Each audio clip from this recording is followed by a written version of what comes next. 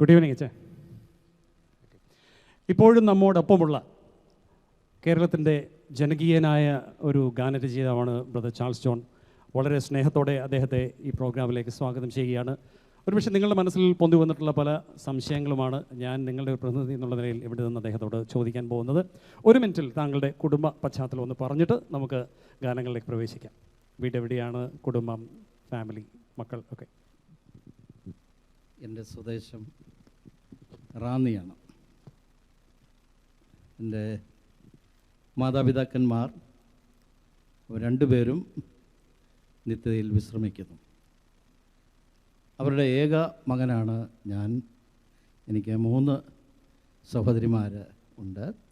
ഒരു സഹോദരി നിത്യയിൽ പ്രവേശിച്ചു. മക്കൾ? എനിക്ക് ഭാര്യയും 3 കുഞ്ഞുങ്ങളുമുണ്ട്. മൂത്ത മകൻ ജോൺലി, രണ്ടാമത്തെ മകൾ ജോസ്ലി, ഇളയ മകൾ ജഫ്ലി. കൂടുതൽ വിവരങ്ങൾ അറിയാൻ താല്പര്യമുണ്ടെങ്കിൽ ഞങ്ങളുടെ സമയത്തിന് പരിമിതി മൂലം ഡയറക്റ്റായിട്ട് നമ്മൾ പാട്ടുകളിലേക്ക് പ്രവേശിക്കാം. Okay, thank you. ദൈവകൃപയുടെ പാട്ടുകാരൻ എന്നാണ് ചാൾസ് ജോൺ പൊതുവെ അറിയപ്പെടുന്നത്. അതിൻ്റെ കാരണം നിങ്ങൾക്കറിയാം. ഞാൻ തുടങ്ങുമ്പോൾ ഒരു കാര്യം ഓർപ്പിക്കട്ടെ. ഈ മുത്തുച്ചിപ്പികൾ, ചിപ്പി ഉണ്ടാകുന്നതിനെക്കുറിച്ച് നമ്മൾ കേട്ടിട്ടുണ്ട്. ഒരു ചിപ്പിയുടെ ഹൃദയത്തിൻ്റെ ഉള്ളിൽ അല്ലെങ്കിൽ അതിൻ്റെ മാംസളമായ ശരീരഭാഗത്ത് ഒരു മണൽത്തരി കയറി കിടക്കും. അതിൻ്റെ വേദന സഹിക്കാൻ വയ്യാഞ്ഞിട്ട് അതിനെ പ്രൊട്ടക്റ്റ് ചെയ്യാൻ വേണ്ടി പ്രത്യേക ഒരു സെക്രീഷൻ ഉണ്ടാകും. അതിങ്ങനെ കവർ ചെയ്ത് ഒടുവിൽ മനോഹരമായ ഒരു മുത്തായിട്ട് അത് പരിണമിക്കും എന്നാണ് പറയാറുള്ളത്. തീർച്ചയായിട്ടും ദൈവമക്കളുടെ ജീവിതത്തിൽ വളരെയധികം വേദനകൾ, പ്രയാസങ്ങൾ ഈ മുത്തുച്ചിപ്പിയുടെ വേദന പോലെ ഉണ്ടാകാറുണ്ട് അല്ലേ? താങ്കളുടെ ജീവിതത്തിൽ ഒരു ദൈവപൈതൽ എന്നുള്ള നിലയിൽ പല വിഷമകരമായ സാഹചര്യങ്ങൾ, ഒരുപക്ഷെ മരണമാകാം, രോഗങ്ങളാവാം, പല പ്രതിസന്ധികൾ കടന്നുപോയിട്ടുണ്ടാകും. അത്തരം സാഹചര്യങ്ങൾ ഏതെങ്കിലും ഗാനങ്ങൾ രചിക്കുവാൻ ഇടയായിട്ടുണ്ടോ? അതിൻ്റെ പശ്ചാത്തലം ഒന്ന് പറയാമോ? ഞാൻ എഴുതിയ എല്ലാ ഗാനങ്ങളുടെയും പിന്നിൽ വേദനാജനകമായ അനേക അനുഭവങ്ങളുണ്ട്. എൻ്റെ ബാല്യപ്രായത്തിൽ 12ാമത്തെ വയസ്സിൽ രക്ഷിക്കപ്പെടുവാനുള്ള ഭാഗ്യം ദൈവം കൃപയാലെ നൽകി. അന്നുണ്ടായിരുന്നൊരു പ്രത്യേകത, ജീവിതത്തിലെ ഏതു ചെറിയ കാര്യങ്ങളും ദൈവത്തോട് ചോദിച്ചു വാങ്ങിക്കുന്ന ഒരാശ്രയ ജീവിതം എനിക്കുണ്ടായി. ഞാൻ ഓർക്കുന്നുണ്ട്, ഒരു ഉടുക്കുവാൻ കയ്യിലേക്ക് പോലും 4 മാസം ഞാൻ പ്രാർത്ഥിച്ചിട്ടുണ്ട്. ചെറിയ കാര്യങ്ങൾക്ക് പോലും. അങ്ങനെ ദൈവത്തിൻ്റെ കരങ്ങളിൽ നിന്ന് അത് വാങ്ങി അനുഭവിക്കുന്ന ഒരാശ്രയ ജീവിതം എനിക്കുണ്ടായിരുന്നു. എന്നാൽ ഞാൻ പഠിച്ചു, എനിക്ക് ജോലിയൊക്കെ കിട്ടിക്കഴിഞ്ഞപ്പോൾ എൻ്റെ ആശ്രയം ക്രമേണ കുറയാനായിട്ട് തുടങ്ങി. പിന്നെ 1-ാം തീയതി ശമ്പളം കിട്ടുമല്ലോ, ശമ്പളം കിട്ടുമ്പോൾ ഈ കാര്യങ്ങളൊക്കെ സാധിക്കാം എന്നുള്ള ഒരു ചിന്താഗതിയിൽ ഞാൻ എത്തി. എന്നാൽ നാളുകൾ കഴിഞ്ഞപ്പോൾ ഞാൻ വാസ്തവത്തിൽ എൻ്റെ കുറവിനെ ദൈവസന്നിധിയിൽ സമ്മതിച്ചു.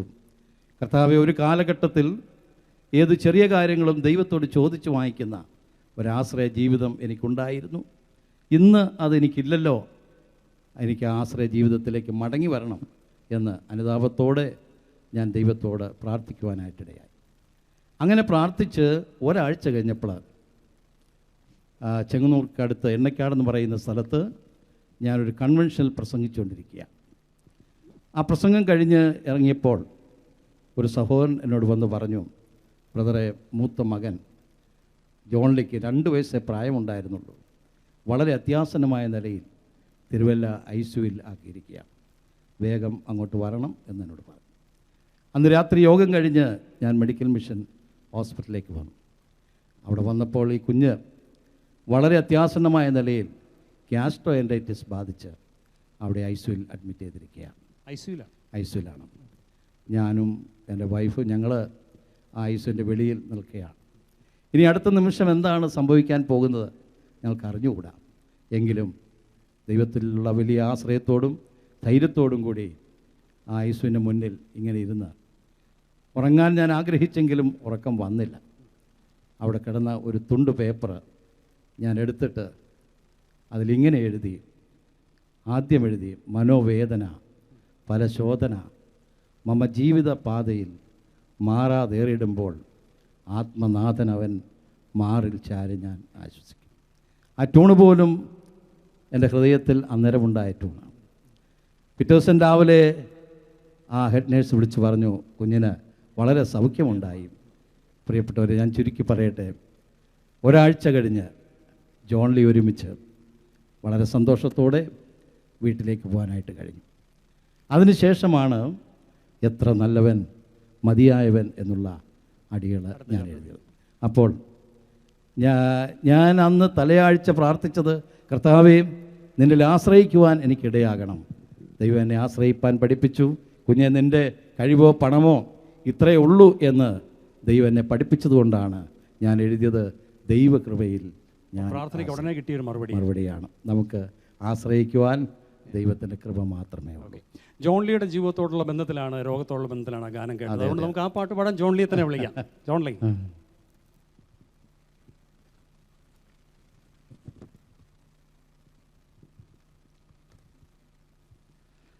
ജോൺ ലി പാടുന്നതിന് മുമ്പ് ഞാൻ ജോൺ ലിയോട് ഒരു ചോദ്യം ചോദിക്കുകയാണ്, പപ്പയോടുള്ള ഇൻ്റർവ്യൂവിൻ്റെ അനുബന്ധമായിട്ട്. ഈ ഗാനം ജോൺ ലിക്ക് അറിയാൻ, ചെറുപ്പം തൊട്ടേ ജോൺ ലിയുടെ ജീവിതമായിട്ട് ബന്ധപ്പെട്ട ഒരു ഗാനമാണ്. ഇങ്ങനെ ഇതുപോലെയുള്ള അവസരങ്ങൾ ഈ പാട്ട് പാടാൻ കിട്ടുമ്പോൾ, ഒരവസരം ഉണ്ടാകുമ്പോൾ എന്ത് വികാരങ്ങളാണ് ജോൺ ലിയുടെ ഹൃദയത്തിലൂടെ കടന്നു പോകുന്നത്? മരണം മുന്നിൽ കണ്ടു, മകൻ്റെ മരണം, ആ സമയത്ത് പിതാവ് എഴുതിയ ഗാനം. ഈ ഗാനം എപ്പോഴൊക്കെ ഞാൻ പാടുവോ അന്നേരമെല്ലാം വളരെ ആത്മസന്തോഷത്തോടു കൂടെ ആണ് ഈ ഗാനം ഞാൻ പലപ്പോഴും പാടാറുള്ളത്.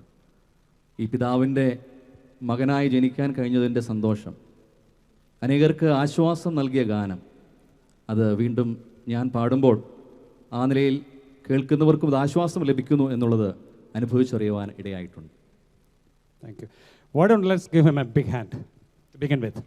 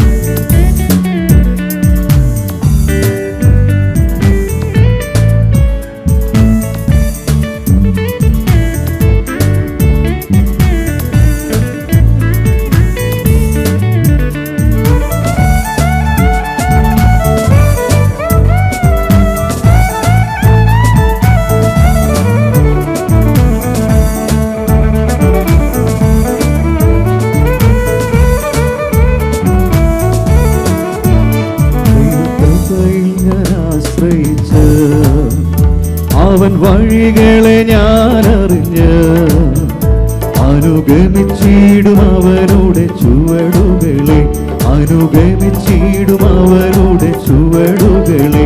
ദൈവകൃപയിൽ ഞാൻ ആശ്രയിച്ച് അവൻ വഴികളെ ഞാൻ അറിഞ്ഞ് അനുഗമിച്ചിടും അവരുടെ ചുവടുകളെ, അനുഗമിച്ചിടും അവരുടെ ചുവടുകളെ.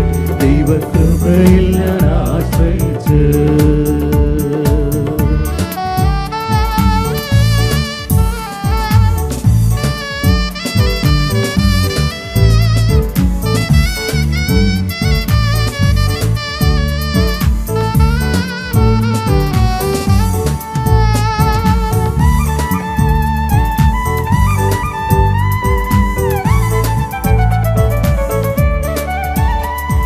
മനോവേദന പല ശോധന മമ ജീവിത പാതയരിൽ, മനോവേദന പല ശോധന മമ ജീവിത പാതയരിൽ.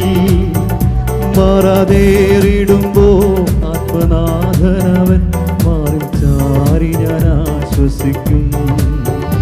മാറാതേറിടുമ്പോൾ ആത്മനാഥനവൻ മാറിൽ ചാരി ഞാൻ ആശ്വസിക്കും. ദൈവകൃപയിൽ ഞാൻ ആശ്രയിച്ച് അവൻ വഴികളെ ഞാൻ അറിഞ്ഞ് അനുഗമിച്ചിടും അവരുടെ ചുവടുകളെ, അനുഗമിച്ചിടും അവരുടെ ചുവടുകളെ. ദൈവകൃപയിൽ ഞാൻ ആശ്രയിച്ച്